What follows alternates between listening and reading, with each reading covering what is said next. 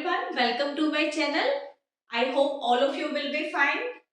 तो let's start today's topic. आज की वीडियो में हम करने जा रहे हैं फ्यूचर इंडेफिनिट टेंस. क्लियर? तो लास्ट वीडियो में भी हमने इसके बारे में डिस्कस किया था. आज मैंने कुछ सेंटेंसेस चूज किए हैं. तो उन सेंटेंसेस को हम ट्रांसलेट करेंगे फ्यूचर इंडेफिनिट टेंस में. फ्यूचर इंडेफिनिट टेंस को हम सिंपल फ्यूचर टेंस भी कहते हैं. क्लियर? तो वीडियो को स्टार्ट करने से पहले I request you to please like share and subscribe my channel. Clear? तो चलिए टॉपिक स्टार्ट करते हैं. टॉपिक है फ्यूचर इंडेफिनिट टेंस या हम जिसको सिंपल फ्यूचर टेंस भी कहते हैं.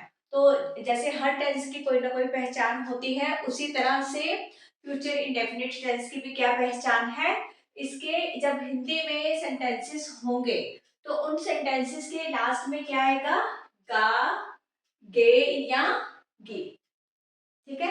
सेंटेंसेस के लास्ट में जब हम हिंदी की बात करते हैं. तो चलिए इसकी स्ट्रक्चर के बारे में देखते हैं. स्ट्रक्चर क्या है फ्यूचर इंडेफिनिट टेंस का? सबसे पहले हम लगाएंगे सब्जेक्ट, फिर आएगा विल, फिर फर्स्ट फॉर्म ऑफ वर्ब या जिसको हम बेस फॉर्म कहते हैं, और लास्ट में आएगा हमारा ऑब्जेक्ट. ठीक है? ये तो स्ट्रक्चर हुआ अफर्मेटिव सेंटेंसेस का, जो पॉजिटिव सेंटेंसेस होते हैं. ठीक है? तो वहां पे हम ये रूल फॉलो करते हैं. ठीक है? तो ये बहुत ही सिंपल टेंस है. ठीक है? जब फ्यूचर में किसी के बारे में बात हम करते हैं कि फ्यूचर में ऐसा होगा, वो वहां जाएगा, हम ऐसा करेंगे. क्लियर? तो चलिए कुछ सेंटेंसेस की बात करते हैं. इनको हम ट्रांसलेट करेंगे इंग्लिश में. फर्स्ट है मैं कल वहां जाऊंगा. ठीक है? तो इसको हम कैसे लिखेंगे इंग्लिश में? मैं. यहाँ पे आएगा आई विल, मैं कल वहां जाऊंगा. जाऊंगा, जाने की English go. I will go there tomorrow. Tomorrow. ठीक है? टुमारो हो गया आने वाला कल. जैसे आज मान लो मंडे है तो कल जो ट्यूसडे होगा, ठीक है, आने वाला कल वो हो गया टुमारो. अगर हम इसी के साथ पिछले जो बीत गया कल है उसकी बात करें तो उसके लिए हम यस्टरडे लगाएंगे. तो क्योंकि ये फ्यूचर टेंस की बात हो रही है इसलिए यहाँ पे आएगा tomorrow. I will go there tomorrow. ठीक है? मैं कल वहां जाऊंगा. वहां की इंग्लिश देयर. क्लियर?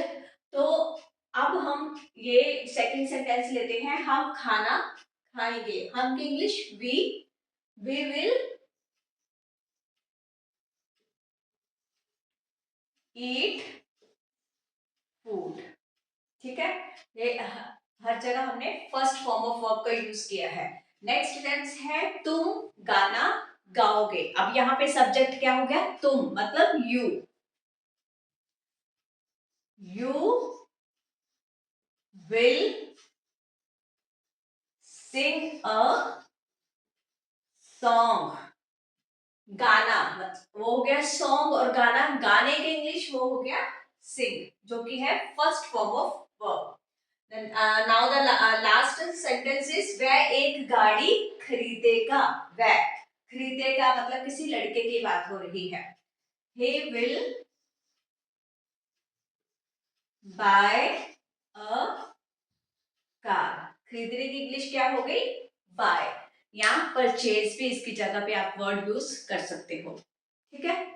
तो I hope this topic is clear to you. यहाँ तक आपको क्लियर हो गया होगा. ये जितने भी सेंटेंसेस हैं ये सारे हैं अफर्मेटिव सेंटेंसेस. अब हम इन्हीं सेंटेंसेस को नेगेटिव सेंटेंसेस में चेंज करेंगे. क्लियर? तो जैसे मैं कल वहां जाऊंगा, हिंदी में क्या होगा नेगेटिव? मैं कल वहां नहीं जाऊंगा. ठीक है? बहुत सिंपल है. हर जगह हम विल के साथ क्या ऐड कर देंगे?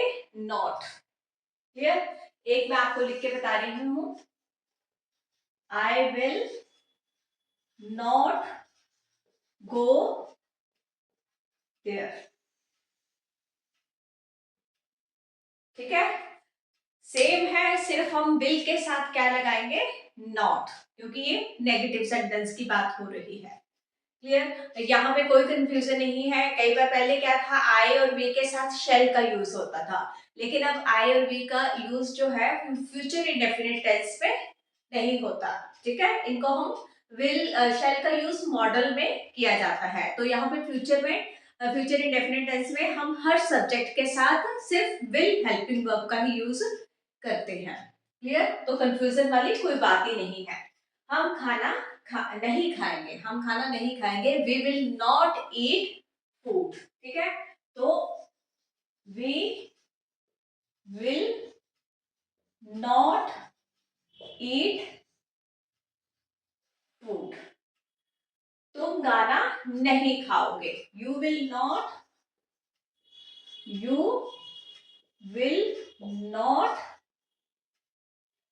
सिंग अ सॉन्ग। ठीक है? You will not sing a song. वह एक गाड़ी नहीं खरीदेगा। तो मैं यही भी लिख रही हूँ, ही विल नॉट, यहाँ पे क्या आ जाएगा? Not. He will not buy a car. तो ये तो हमने बात की नेगेटिव सेंटेंसेस की। ठीक है? कि फ्यूचर इंडेफिनिट टेंस में जब नेगेटिव सेंटेंसेस हम बनाते हैं तो उसका स्ट्रक्चर क्या है? बहुत सिंपल है। ठीक है? अब हम इन्हीं सेंटेंसेस को चेंज करेंगे इंटरोगेटिव सेंटेंसेस में। मींस जिनके पीछे हम क्या लगाते हैं? क्वेश्चन मार्क, जो क्वेश्चन पूछने के काम आते हैं। ठीक है? तो ये हुआ कि क्या मैं कल वहां जाऊंगा। ठीक है? क्या मैं कल वहां जाऊंगा? तो फिर आएगा will I go there tomorrow. ठीक है? आपने क्या नोटिस किया? इसका स्ट्रक्चर क्या बना? सबसे पहले हमने लगाया है विल, फिर हमने लगाया है सब्जेक्ट, उसके बाद फर्स्ट फॉर्म ऑफ वर्ब और लास्ट में लगा है ऑब्जेक्ट और उसके साथ क्वेश्चन मार्क। ठीक है? ये हुआ इंटरोगेटिव सेंटेंस का structure. Will I go there tomorrow, क्या मैं कल वहां जाऊंगा। उसके बाद क्या हम खाना खाएंगे, विल वी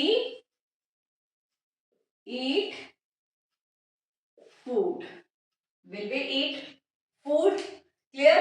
उसके बाद थर्ड सेंटेंस है, क्या तुम गाना गाओगे, will you sing a song. और हमारा लास्ट सेंटेंस है, क्या वह एक गाड़ी खरीदेगा, will he buy a car. Clear हो गया आपको?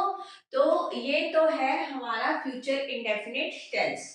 आपने उसके बीच में जितने भी तीनों सेंटेंसेस आते हैं उसके बारे में देख लिया कि कैसे नेगेटिव सेंटेंसेस को चेंज करते हैं, कैसे इंटरोगेटिव सेंटेंसेस को चेंज करते हैं, और कैसे अफर्मेटिव या जिनको पॉजिटिव सेंटेंसेस कहते हैं उनको कैसे ट्रांसलेट किया जाता है।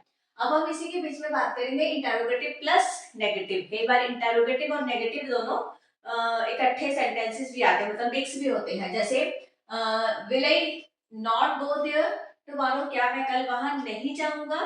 ठीक है? Will I not go there, तो वहां पे हम क्या करेंगे, ये जो सब्जेक्ट है उसके बाद हम क्या लगा देंगे, नॉट। ठीक है? जैसे क्या हम खाना नहीं खाएंगे, will we not eat food. क्या तुम गाना नहीं गाओगे, will you not sing a song.